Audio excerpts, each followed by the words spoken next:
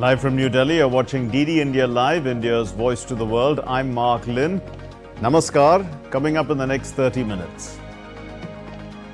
India's External Affairs Minister Jai Shankar to attend the Quad Foreign Ministers meeting in Tokyo. Discussion on developments in the Indo-Pacific region on the agenda. Fears of a wider conflict persist in the Middle East as Israel cabinet authorizes government to respond on the manner and timing of a response to a rocket strike in the Golan Heights that killed 12.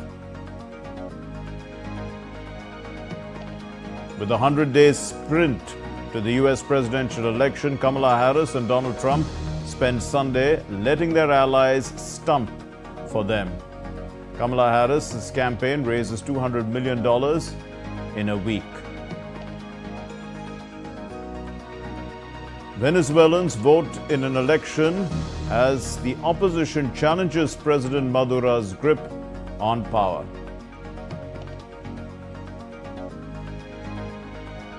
And after Manu Bhaker, India is looking to its shooting stars for more glory at Paris Olympics.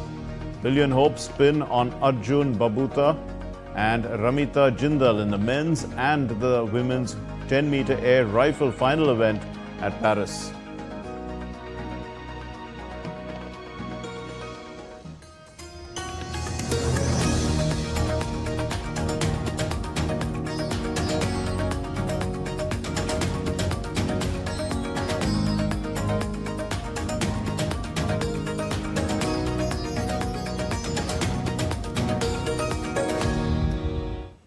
India's External Affairs Minister Dr. S. Jai Shankar is in Japan for the Quad Foreign Ministers meeting, which takes place today.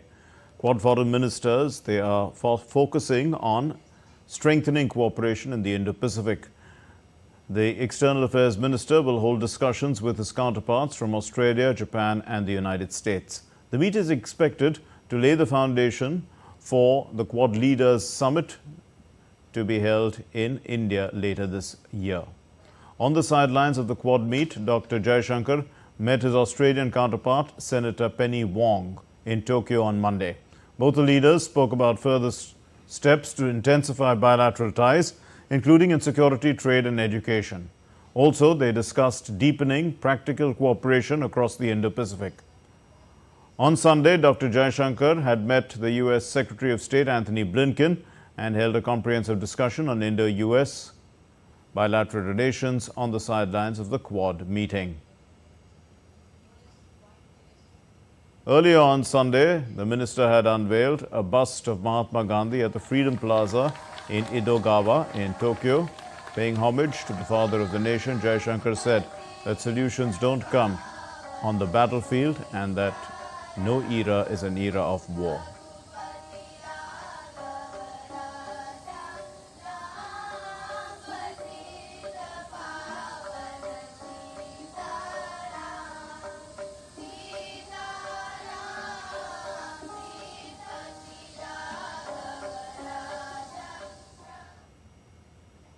India's Parliament will continue the general discussion on the Union budget and the Jammu and Kashmir budget today.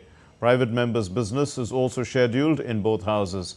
Delhi coaching centre deaths incident is likely to echo in Parliament, with ruling party and opposition parties likely to raise the issue. On Friday, both the Houses of Parliament had adjourned amid an uproar by the opposition over the Congress MP and former Punjab Chief Minister Charanjit Singh Channi's remarks.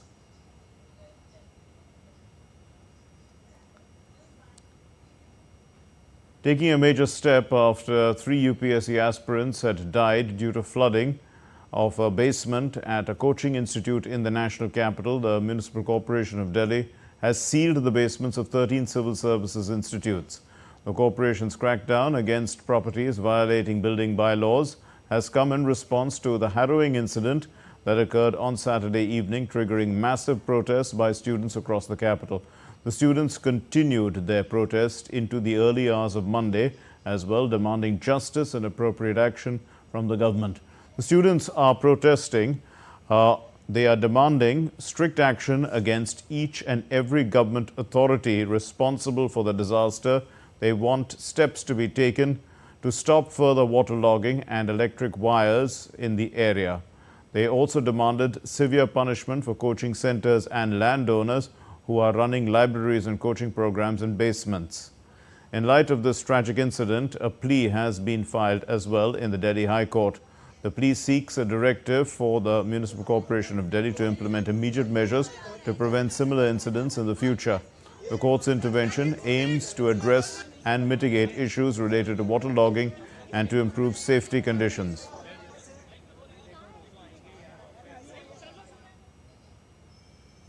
Delegates and members of the World Heritage Committee visited monuments and enjoyed Indian cuisine and a lot more as well on a day off on Sunday after deliberating on World Heritage matters for 7 days from the 21st of July 2024. During their visit, the delegates were impressed by the site's cultural and natural significance and acknowledged the conservation efforts made by the Archaeological Survey of India. Their visit underscores India's commitment to preserving its rich cultural heritage and natural wonders for future generations. The World Heritage Committee declared 25 new World Heritage properties to the World List of Heritage. After much deliberations during this meeting, India is hosting the World Heritage Committee meeting for the first time. It's taking place from the 21st to the 31st of July 2024 at the Bharat Mandapam in New Delhi. Let's take a look at other stories making the news. Now, Kashmir has been experiencing extreme heat, with several locations in the valley hitting their highest July temperatures in 25 years on Sunday. According to the Meteorological Office, Srinagar registered a maximum temperature of 36.2 degrees Celsius on Sunday. This was the warmest July day since July 9, 1999, when the temperature had reached 37 degrees Celsius. The hottest day in July in Srinagar has been reported on July 10, 1946, when the mercury had reached 38.3 degrees Celsius. The Supreme Court of India is set to hold a special Lok Adalat starting from July 29 till August 3, 2024. This is the Supreme Court's 75th year of establishing and facilitating amicable settlements to suitable pending cases. The Union Ministry of Education is celebrating the 4th anniversary of the National Education Policy 2020 with a week-long campaign, Shiksha Saptaha, or Learning Week. The aim of the Shiksha Saptaha is to promote collaboration and impactful education reforms introduced by the National Education Policy 2020 among students, educators and stakeholders. Devotees throng Lord Shiva temples to mark the second Monday of Sawan Somvar, or Monday is dedicated to Lord Shiva, and this day is considered the most auspicious when it falls during the month of Sawan. On to some other stories now. Israel's Security Cabinet on Sunday authorized Prime Minister Benjamin Netanyahu's government to decide when and how Israel responds to the deadly attack on the Israeli-occupied Golan Heights.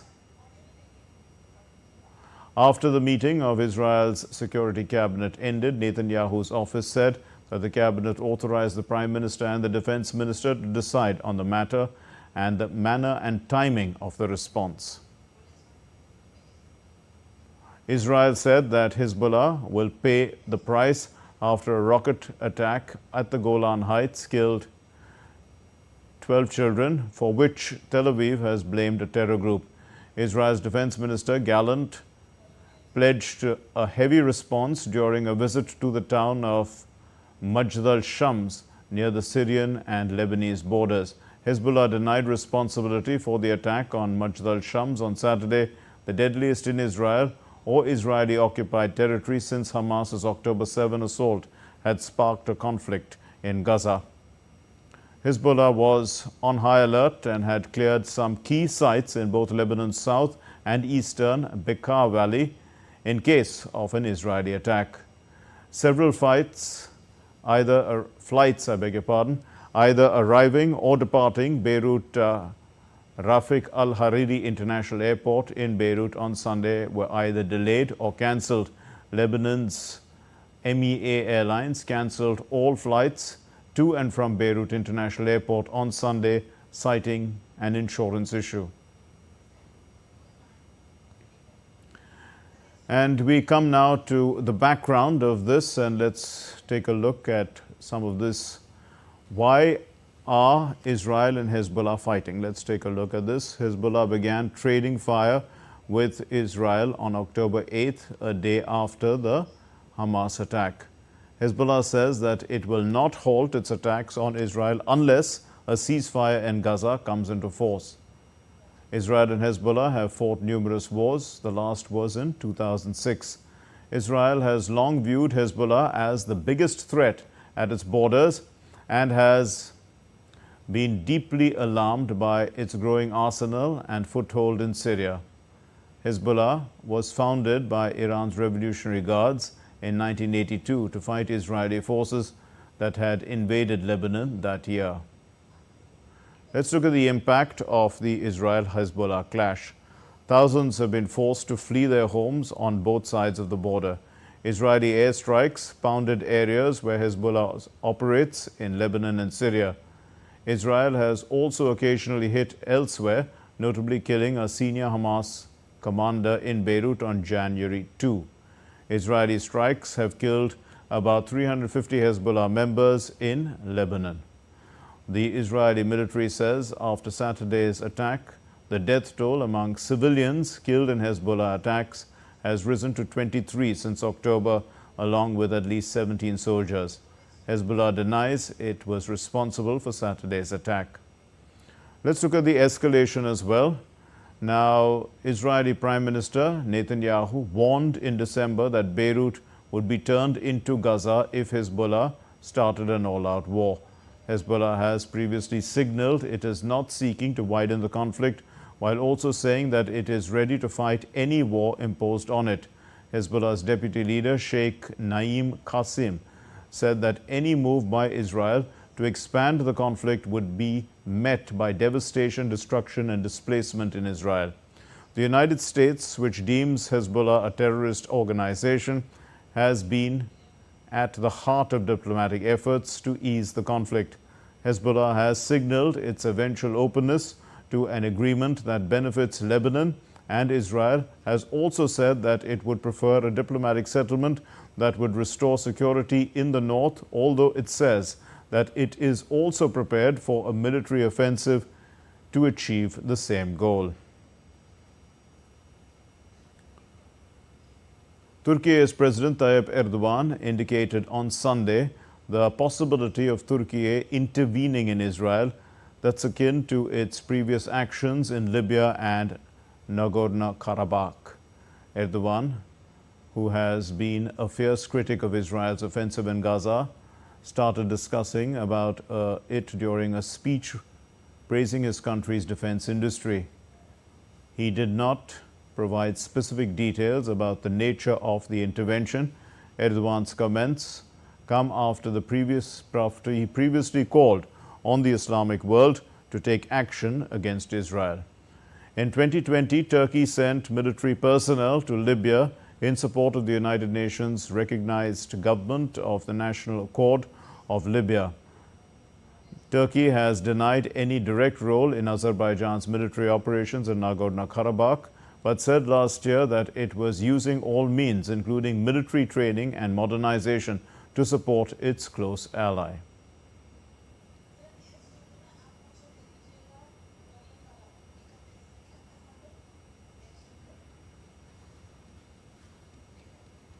Well, still to come here on DD India Live. A Berlin cafe is doing its bit to prevent excess waste.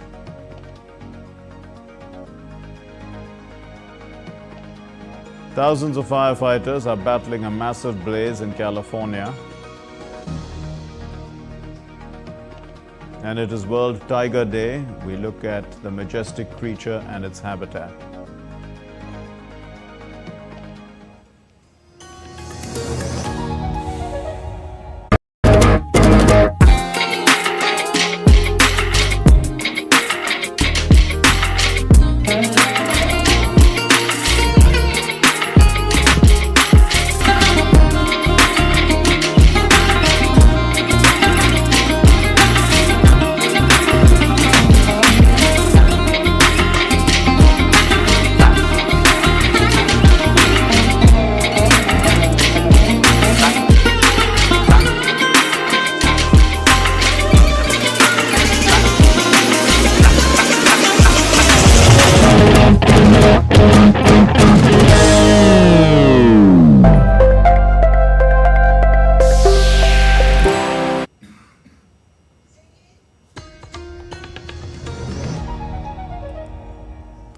Watching DD India Live, I'm Mark Lynn. In the latest from the Russia-Ukraine conflict, the Ukrainian drone attack damaged a power plant in the southwestern region of Russia, which is Oryol. Now, Kiev launched more than 24 drones on the Russian region of Kursk in several waves of attacks that started Saturday night and damaged an oil depot. Firefighters were still trying to put out an oil depot fire in the region sparked by Ukraine's drone attack. The Russian defense destroyed at least 13 drones launched by Ukraine.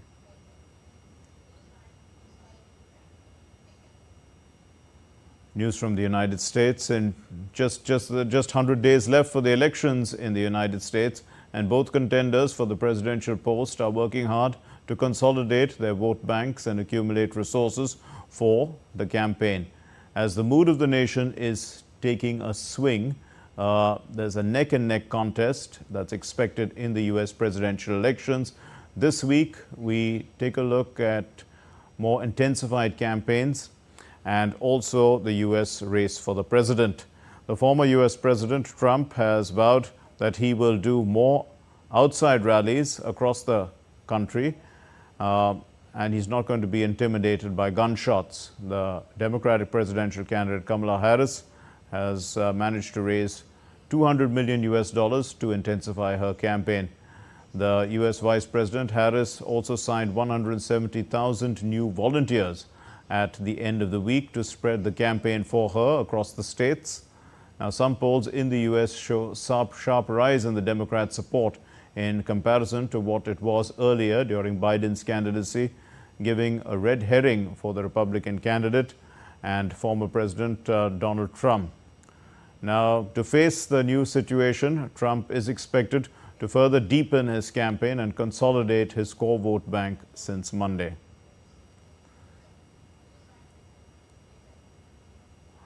Millions of Venezuelans turned out to vote in the presidential election, with socialist incumbent Nicolás Maduro facing the biggest challenge yet to his party, 25 years hold on power.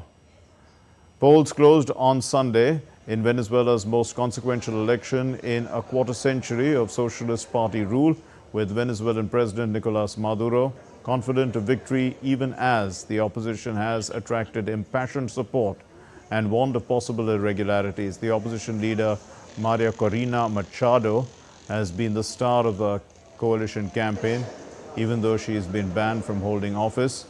It's forced her to pass the torch on to the candidate Edmundo Gonzalez, who was a 74-year-old ex-diplomat.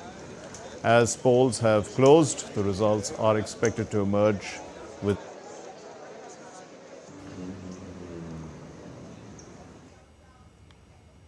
And polls may have ended in Venezuela, but the situation seems highly charged among the voters.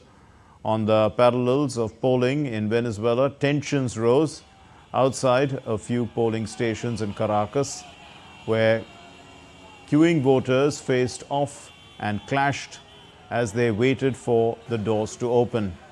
There are only very limited number of independent election observers in the country to monitor the polling process. Four from the United States, four from the United Nations, and a small technical team from the United States-based Carter Center.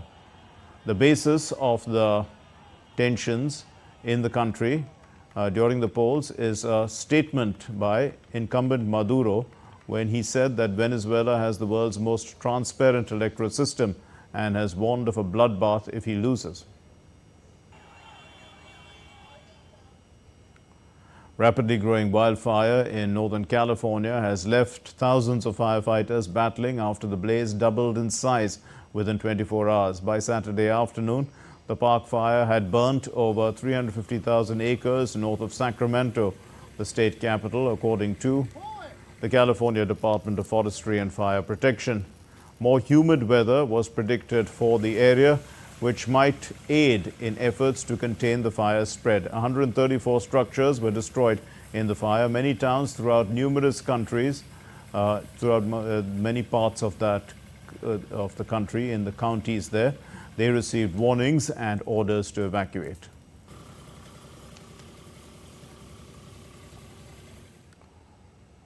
With the growth of internet shopping and fast fashion, many consumers are increasingly throwing away items that they believe are broken or defective.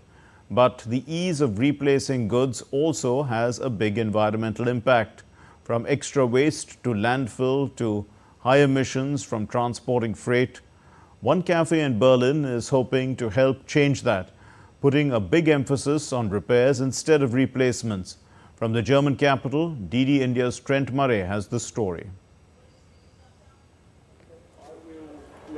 When something breaks in our home, our first thought can often be to buy a replacement.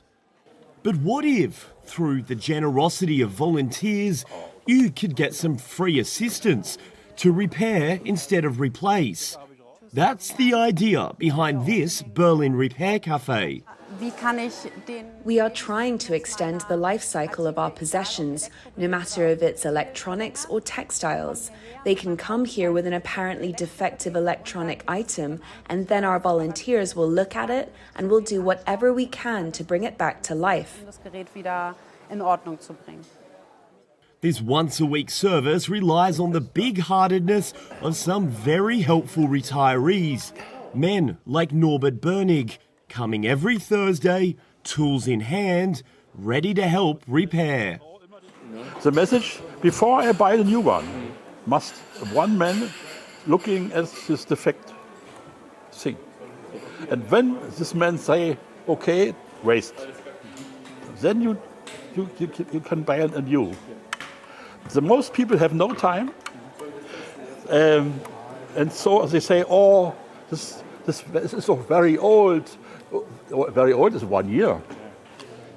There's also a strong sense of community here, an opportunity for the older generation to pass on their knowledge to the next one. I learned many new persons, social contacts, and I am waiting before the youth generation. I'm 71, he is 84. Einmal Klingel. Ja, und Hupen auch. What does this mean? We have to repair. Well, aside from the repair cafe upstairs, we also have the main shop floor down here, selling everything and anything you can imagine for the home. All of these items are very well priced, pre-loved and pre-owned, and ready to be given a new lease of life. The intent here is for the store to have the look and feel of a regular high-end shopping mall, dispelling customer apprehensions about buying so-called second-hand, instead marketing the uniqueness of pre-loved goods while at the same time reducing waste. And whether it's the flair for repair or finding a new home for pre-owned goods, this mall hopes to help change consumer behaviour, encouraging them to reflect and rethink the many benefits of not always buying brand new. Trent Murray for DD India, Berlin. Well, around the world, July 29 is celebrated as International Tiger Day. It's a day dedicated to raising awareness about tiger conservation and the protection of their natural habitats. This date serves as a reminder of the agreement signed by various countries at St. Petersburg summit in Russia in 2010, aiming to highlight the critical decline in global tiger population.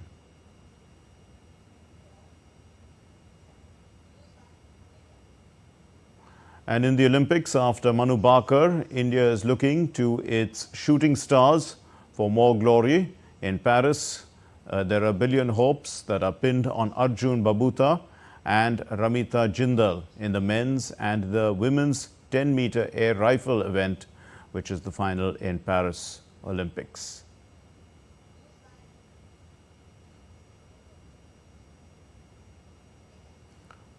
That's all we have in this edition of DD India Live. Let's know your thoughts on the news of the day. For those of you on the go, get the latest news and updates from across the world and India on the DD India app. Our mobile app is available on Android and iOS platforms. Just scan the QR code and download it. We'll be back with more news as it breaks here on DD India. I'm Mark Lynn from all of us here in Delhi. Thank you for watching DD India Live. Namaskar.